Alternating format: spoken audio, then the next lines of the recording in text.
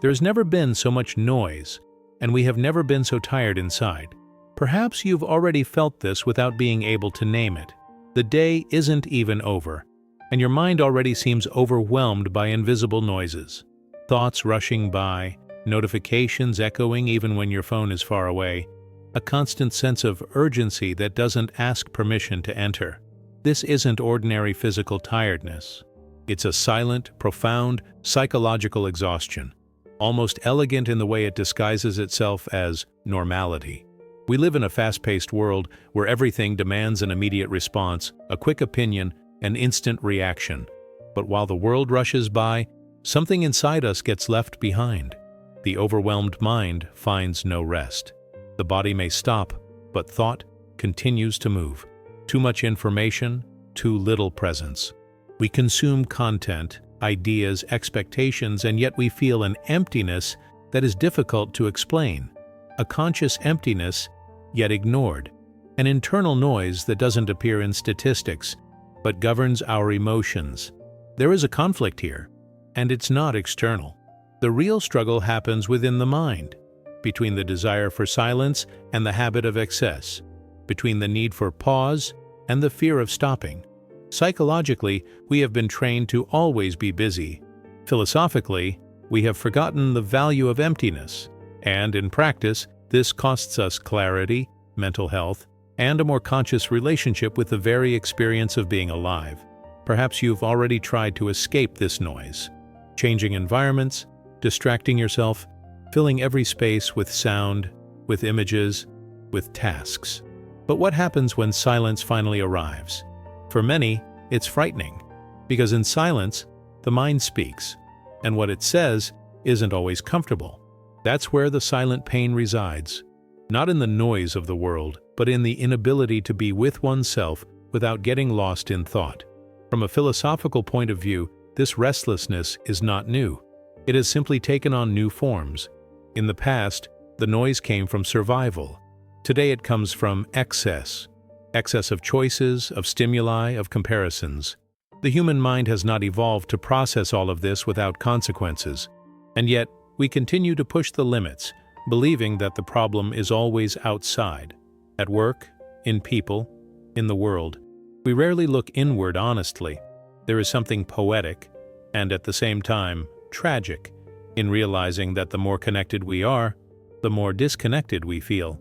The aesthetics of the modern world are full, colorful, vibrant, but internally, many live in a forced, minimalist state.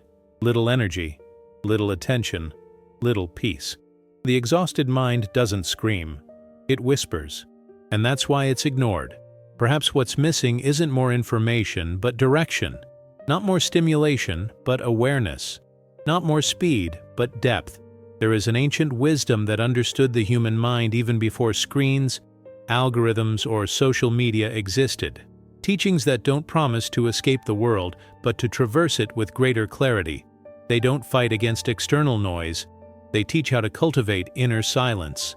These teachings have endured for centuries, and today they can save your sanity.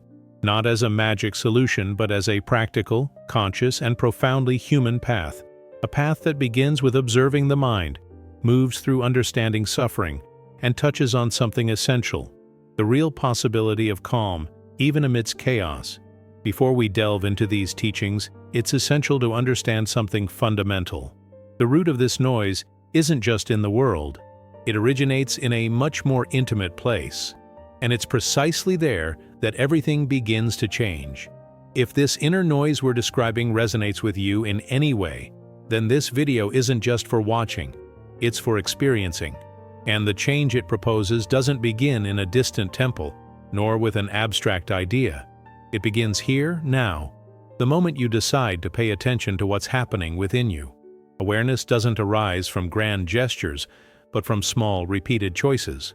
And one of those choices is admitting, things as they are, they're not working. Therefore, I want to invite you to something simple, yet profoundly psychological and conscious. Write in the comments, what is making the most noise in your mind today? It doesn't have to be beautiful or elaborate. It can be a word, a feeling, a tiredness you've never said out loud. When we put it into words, we stop fighting alone, And when we read others, we realize we are not isolated in this human experience. This space is not just a comment section. It can become a place of presence, of real exchange, of silent change. Each account is a mirror. Each shared reflection weakens the illusion that we need to handle everything alone. Philosophically, this is community. Psychologically, this is relief. In practice, this is the beginning of transformation. If this type of content resonates with you, a like isn't just a technical gesture. It's a conscious signal that you value pauses, depth, and clarity amidst the excess. By subscribing to the channel, you choose to proceed with more intention, receiving content that doesn't shout, doesn't rush, doesn't demand. It simply invites, an invitation to slow down, observe, and understand. We are changing the way we consume content.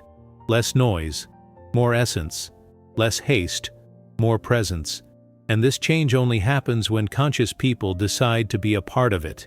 Subscribe, turn on notifications if you feel you need that midweek reminder of silence, and stay here. What comes next isn't about accumulating knowledge, but about dissolving what weighs you down. Because before learning any teaching, we need to honestly look at the suffering mind. And that's exactly where we come in now. If there's one thing we need to face honestly now, it's that the problem has never been just the outside world. It's not just the traffic, the news, social media, or external demands. All of that exists, it's real, it's intense, but it alone doesn't explain the level of exhaustion so many people feel. The root of the suffering is more subtle, more psychological, deeper. It lies in the mind that never stops. In the mind that comments on everything, anticipates everything, judges everything, and rarely rests. We live in a noisy environment, yes, but the real noise is internal, constant, almost automatic. A restless mind doesn't arise from nothing. It's trained to react, compare, predict, defend itself, trained to believe that non-stop thinking is synonymous with control. And the more we try to control, the more tension we accumulate. From a conscious point of view, this creates a permanent state of alert. From a psychological point of view, this wears down the emotional system. And from a philosophical point of view, this distances us from the direct experience of life. We are not living. We are interpreting, analyzing, anticipating. The body is here, but the mind is always somewhere else. The Buddhist principle is simple, yet profoundly unsettling. We suffer because we resist what is. We resist silence. We resist boredom. We resist impermanence. We resist the idea of not having absolute control. The mind wants to guarantee security all the time, and in this incessant attempt, it creates exactly the opposite: anxiety. Anxiety is not an excessive future. It is an excessive resistance to the present. It is the mind saying, repeatedly, that now is not enough. Observe your daily life honestly. Comparison happens almost imperceptibly. You measure yourself against others, against their pace, against their appearance, against their success. Each comparison is a micro-internal conflict. Each excessive stimulus is an interruption of presence. And when these interruptions accumulate, the feeling arises that the mind never shuts off. Even in moments of rest, the mind continues working. This is not productivity. It's silent exhaustion. There is something profoundly aesthetic and tragic about this ever-busy mind. It creates stories, scenarios, imaginary dialogues, problems that don't yet exist. Most suffering lies not in what happens, but in what is thought about what happens. And yet, we continue to believe that thinking more will solve everything. Buddhism doesn't deny thought, but points to something essential. You are not your thoughts. They arise, pass, and transform. Suffering begins when we cling to them as if they were absolute truths. A restless mind creates a restless world. When the mind is at war, everything seems like a threat. People's tone is more unsettling. Demands weigh more heavily. The future is more frightening. And then we reinforce the narrative that the world is too much, when, in reality, the mind is restless. This is not guilt, it's conditioning. And everything that is conditioned can be observed, understood, and little by little, transformed. Excessive stimuli don't make us more alive, only more scattered. Fragmented consciousness lacks depth, and without depth, there is no true silence. The mind becomes reactive, never contemplative. Psychologically, this generates fatigue. Emotionally, it generates irritation. Existentially, it generates a vague feeling of emptiness, as if something essential is always missing, even when everything seems to be in its place. But here's a crucial point. Realizing this is already the beginning of change. When you start to notice how your own mind works, something shifts. It's not immediate peace, it's not a quick fix. It's space, a small space between you and the thought, between the stimulus and the reaction. This space is precious. It is in this space that consciousness begins to breathe, and it is precisely this space that Buddhist teachings strengthen. Not by fighting against the mind, but by observing it. Not by trying to silence it by force, but by understanding its movement. Before presenting any specific teaching, it is fundamental to recognize this root.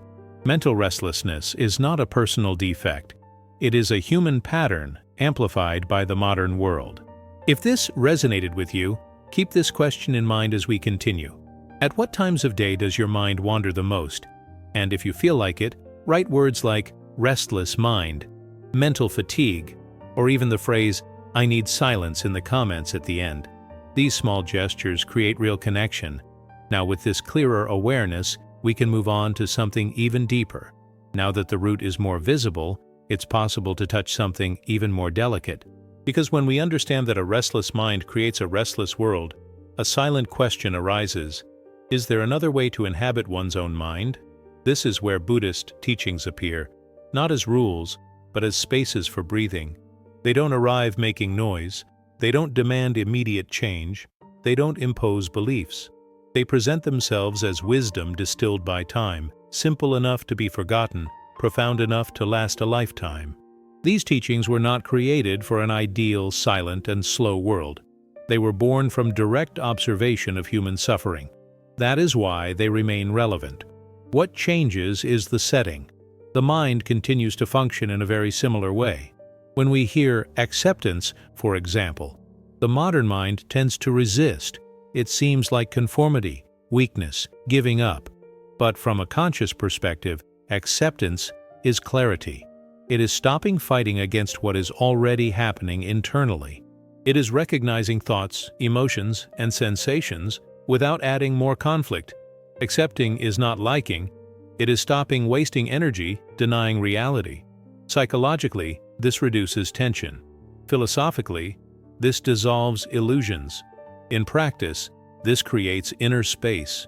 Impermanence follows immediately, almost like a poetic and uncomfortable reminder. Everything changes. Sensations change, thoughts change, mental states change. What seems unbearable today is no longer the same tomorrow. And what seems stable today also does not remain. Suffering increases when we forget this and try to freeze the experience. We want the mind to remain calm forever, for the pain never to return, for peace to be permanent. But wisdom lies in understanding the flow. The mind becomes lighter when it stops demanding permanence from what is, by nature, transient. Mindfulness emerges as a return to the forgotten obvious, being here. Not in the ruminated past, not in the imagined future, but in the possible now. Mindfulness is not emptying the mind. It is perceiving what is happening without getting lost in it. Breathing knowing that you breathe. Listening knowing that you listen. Thinking knowing that you think. This simple gesture changes the relationship with experience. The mind ceases to be a battlefield and begins to become a field of observation. Aesthetically, this is internal minimalism. Less mental excess, more clarity. Detachment is often misinterpreted as indifference, but it is, in fact, intimacy without imprisonment. It's about relating to thoughts, desires, and expectations without becoming confused by them. You can have thoughts without being controlled by them. You can feel emotions without drowning in them. You don't control your thoughts, but you can choose not to follow them. This phrase seems simple, but it changes everything. It restores responsibility without guilt. Awareness without internal violence. And then we arrive at inner silence, perhaps the most misunderstood of all. Silence is not the absence of external sound, it is the absence of internal war. It is when the mind continues to function, but you are not in conflict with its every movement. Inner silence is not something that is created by force. It emerges when resistance diminishes, when the mind is seen, not fought. When thought passes and you don't chase after it. These teachings don't ask for blind faith. They ask for honest observation. Each one can be experienced now in small gestures, in micro moments of the day. They don't promise an ideal state, they promise a more conscious relationship with experience. And that, in itself, is already calming. As you listen, perhaps something within you is recognizing these truths. If you feel inclined, leave words like acceptance, impermanence, or the phrase, "I don't need to follow every thought" in the comments at the end. This helps more people find this space. And from here, the next step is not to understand more. It's to start applying them in the real world, in a simple and achievable way.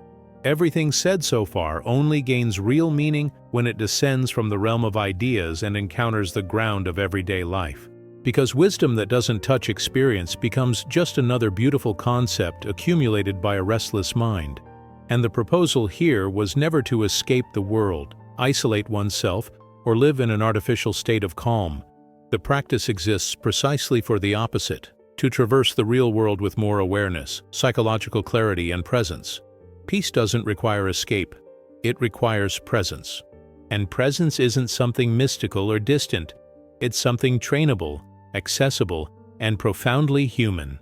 Applying these teachings to daily life begins almost imperceptibly. It doesn't require major external changes, but small internal changes repeated over time. Breathing before reacting, for example, seems too simple to be transformative, and that's exactly why it works. The reactive mind acts on impulse, automatically, through conditioning. When you create a space between the stimulus and the response, even if it's just a conscious breath, something changes. The body slows down, the nervous system understands that there is no immediate threat, and the mind gains a few seconds of lucidity. These seconds are psychological gold. Listening without responding is another radical practice in a world addicted to opinion. It doesn't mean agreeing, nor does it mean negating yourself. It means recognizing the impulse to respond even before understanding. The mind wants to defend, explain, assert itself. When you simply listen, observe this impulse, and don't automatically follow it, you are training detachment and mindfulness at the same time. This reduces external conflicts and, especially, internal conflicts. The mind begins to learn that it doesn't need to always be on edge. Pausing before consuming is perhaps one of the most important practices of our time. Consuming not only food, but information, stimuli, content, comparisons. Before opening another tab, another video, another social network, silently ask yourself, is this a need or an escape? This simple question already brings awareness back to the act. Often we don't change the behavior immediately, but we change our relationship with it. And that is already a practice. Micro practices are at the heart of this path because they respect modern reality. A minute of real silence, without stimulus, without distraction, without objective, may seem like little. But for a racing mind, it is a profound training. In that minute, you don't try to control thoughts, you just perceive. Thoughts come, thoughts go. You remain. Attention to the body works the same way. Feeling your feet on the ground, the weight of your body, your breath going in and out. The body is always in the present. When the mind anchors itself to it, anxiety loses power. Observing thoughts is perhaps the most liberating practice. Not arguing with them, not trying to expel them, not believing them all. Just observing, like passing clouds. When you realize that a thought is merely a mental event and not an order, the relationship changes. The mind ceases to be an absolute authority and becomes an observable phenomenon. That is awareness in action. That is mental health applied silently. None of this requires you to change your life, abandon responsibilities, or seek an ideal state of calm. On the contrary, These practices exist to be done amidst the noise, the demands, and imperfection. They don't promise the absence of discomfort, but they promise a new attitude towards it, a gentler, more lucid, more aesthetic attitude in the deepest sense of the word. Inner harmony, even when the external scenario is chaotic. Over time, something subtle happens. The mind continues to think, but you don't get so lost. The world remains noisy, but you don't vibrate at the same frequency all the time.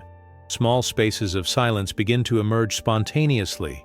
And these spaces are not empty. They are fertile. It is in them that clarity appears, that more conscious decisions arise, that fatigue begins to diminish. If any of these practices have resonated with you, keep that in mind. And if you feel like it, leave words like presence, conscious pause, or the phrase, "I'm going to breathe before reacting" in the comments at the end. These signals help the algorithm, but mainly they create a collective field of intention, because the next step on this path further deepens this relationship with silence, not as absence, but as a possible internal state even here, now. Perhaps by the time you've reached this point, something within you has become quieter. Not because the world has changed, but because the way you listen to it has begun to transform. The noise continues outside, insistent, accelerated, unpredictable. It won't diminish just because you've decided to pay attention. The world will continue to demand haste, answers, performance, comparison. This isn't pessimism, it's lucidity. The difference is that the mind doesn't need to keep up with this pace all the time. And realizing this consciously and practically is already a profound relief. There's a very common misconception that peace depends on external conditions, that we will only rest when everything is in order, when the problems are over, when the future is secure. But this waiting never ends. There's always something to resolve, something to prove, something to achieve, and meanwhile, the mind remains in a state of permanent tension. The invitation to silence is not an invitation to escape this world, but to a change in our relationship with it. It's learning to navigate chaos without becoming chaos. It's allowing the world to be noisy without turning it into an internal war. When the mind begins to calm down, even if only for a moment, something curious happens. Things don't disappear, but they lose some of their weight. Thought still arises, but it doesn't dominate everything. Emotion still comes, but it doesn't overwhelm. The body still feels, but it finds rest. This state is not a prize nor a destination. It is a continuous movement of presence. A repeated, silent choice, almost invisible to those who look from the outside, but profoundly transformative for those who live it within. The silence we are referring to is not empty. It is full of perception. It is a silence that listens, that observes, that welcomes. A silence that does not demand perfection, only honesty. In a world that values performance so much, inner silence becomes an almost revolutionary act. It restores our humanity. It reminds us that we don't need to react to everything, that we don't need to think everything, that we don't need to carry the whole world inside our heads. There is something profoundly poetic in this process. The mind, which once seemed like an enemy, begins to be seen as a field of phenomena. Thoughts arise like waves, emotions pass like seasons, sensations come and go, and you, little by little, cease to be confused by each movement. This doesn't make you indifferent. It makes you present. It doesn't distance you from life. It brings you closer to it in a more sensitive and conscious way. When the mind calms down, the world changes, even without changing. This phrase doesn't point to an external miracle, but to a shift in perception. The same scenario can be experienced with more ease or more suffering, depending on the internal state. The practice doesn't eliminate challenges, but it reduces unnecessary suffering.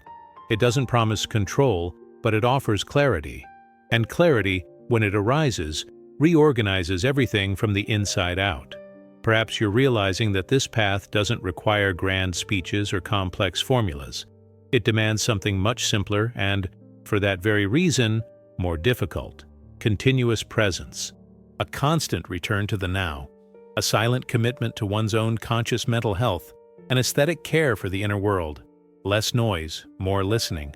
Less haste, more depth. This space we're creating here isn't just a video. nor just content. It can become a pause in your day, a reminder that you don't need to keep up with everything, respond to everything, absorb everything, a reminder that it's possible to live in a more aligned way, even amidst excess. And when more people make this choice, something collective begins to change, not through imposition, but through silent contagion. If this invitation to silence touched you in any way, allow it to continue resonating. And, if you feel like it, at the end write in the comments words like conscious silence, presence, calm mind, or even the phrase, I choose not to react to everything. You can also share this video with someone who is too tired to ask for help, but needs a space like this. Liking and subscribing are not just technical gestures. They are signs that this type of content needs to continue to exist.